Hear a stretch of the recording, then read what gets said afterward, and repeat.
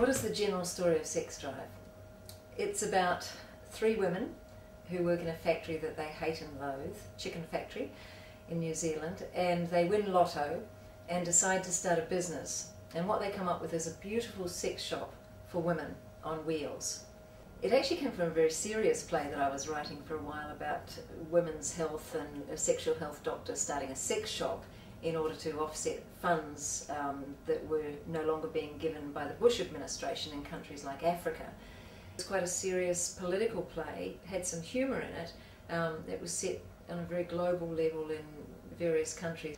And I felt quite passionate about this play, and it had a very strong kind of political underbelly, I suppose, but a little bit of humour as well. And I got very stuck on it, partly probably because I was very passionate about it. And so I approached my co-writer, Pinky Agnew, and said, look, would you like to help me write this play? Because I've kind of hit a brick wall on it. And she said, I'm not sure it's quite my style at this point in time, so why don't we take the sex shop idea and go from there? And we did, and we turned it into a comedy.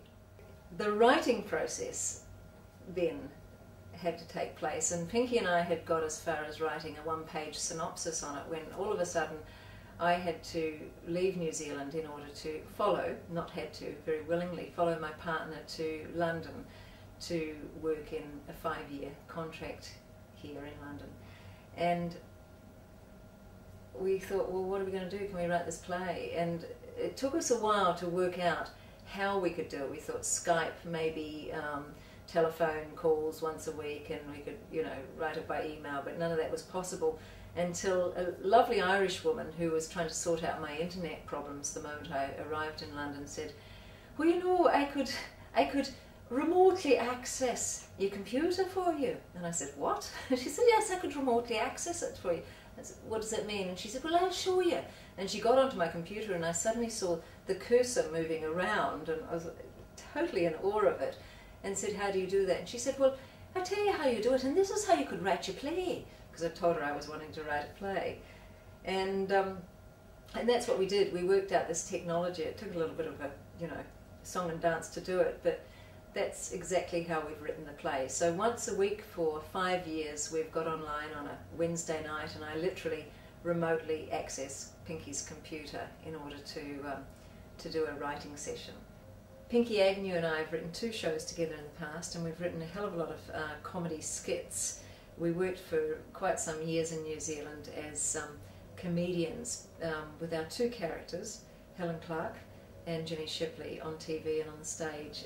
What can audiences expect from this play? Well, I think they can expect a really good laugh, and I think they can expect some slightly serious things underneath, but they're certainly very subtle. And I think it'll be an enjoyable evening. It'll be something to talk about. It's a little bit risque without it being in any way offensive. In terms of the production, I think we've got a great cast and crew. Jane Waddell is directing it, and we've got some fabulous actors, and it's a really great team, and it's going to be a wonderful production. I think it's going to be really a fantastic night in the theatre. So I think people can expect a really entertaining evening, and hopefully they'll come out singing Sex Drive and be interested in exploring more of their own.